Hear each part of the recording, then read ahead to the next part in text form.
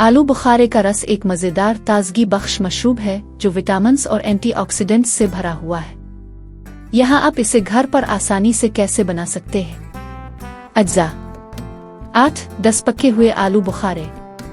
1-2 खाने के चम्मच चीनी या शहद। 2 कप ठंडा पानी। आलू बुखारे को अच्छी तरह धो लें। उन्हें आधे हिस्से में काट कर बीज को हटा दें। आलू बुखारे और आइस क्यूब और चीनी को ब्लेंडर में शामिल करें। फिर इसमें पानी शामिल करें और अच्छी तरह ब्लेंड करें। इस मिक्सचर को अच्छी तरह छान लें। 1 गिलास में जूस डालें, अगर चाहें तो आइस क्यूब्स डालें और लुत्फ उठाएं। आलू बुखारे के शरबत के फायदे। आलू बुखारे के जूस में ग्लाइसेमिक इंडेक्स कम होता है और इसे एतदाल में इस्तेमाल करने पर ब्लड शुगर की सतह को कंट्रोल करने में मदद मिल सकती है, जो इसे ज़ियाबीतस के मरीजों के लिए मौजू बनाती है।